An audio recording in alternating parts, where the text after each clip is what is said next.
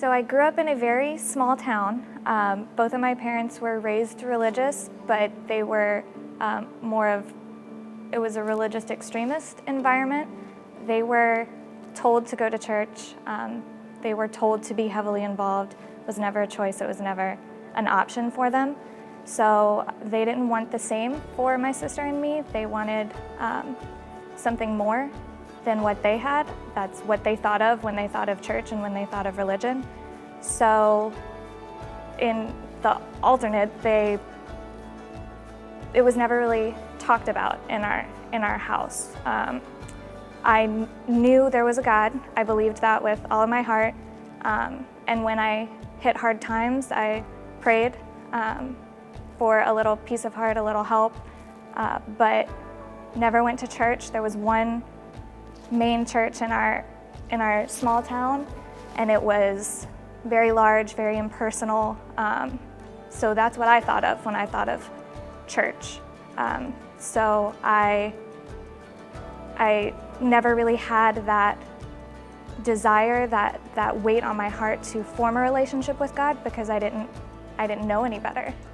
When I moved to Orlando, it was a very big change for me.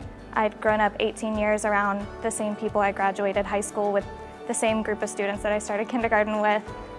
So I was one of two people from my hometown to go to UCF. So it was a lot of change. Around that same time, my family opened our eyes to some financial struggles that they'd been having, that they'd been kind of keeping under wraps for a little while, and just how bad things were. So it was a lot of change. Everything in our lives were affected, health and friendships and work environments, and nothing really felt safe or secure or untouched by it. So it kind of turned my world upside down. I was a full-time student and I was working 3 jobs to put myself through college. And I was doing everything I can to send some money back home and help where I could.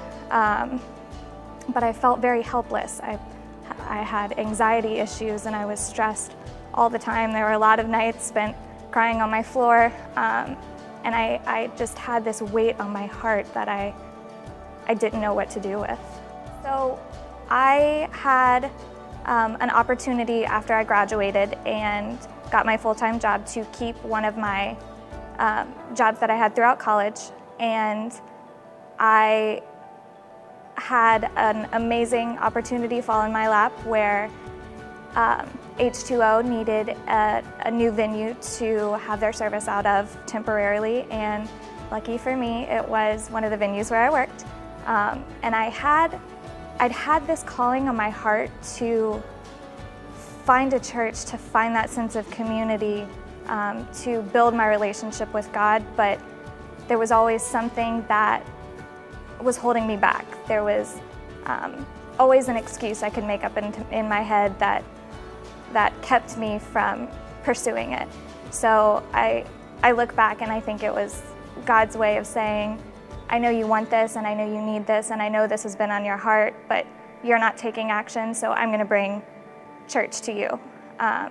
And so I was there every Sunday from the beginning of service when H2O would set up to the very end when they would pack up the truck, and I would hear the message and I would see that genuine sense of community and those relationships, and I wanted that. It was on my heart. I bought a Bible and started reading it at night and would talk to the pastors and form those relationships and go to a life group and form that bond and that relationship with God.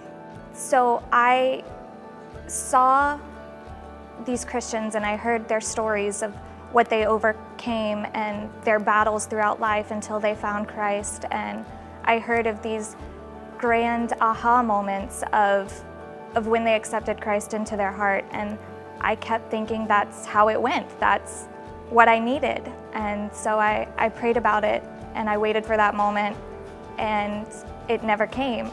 So what I did get was the realization that I don't need that grand aha moment. I had already accepted Christ into my heart and into my soul, and I didn't need the grand gesture from above. I had God.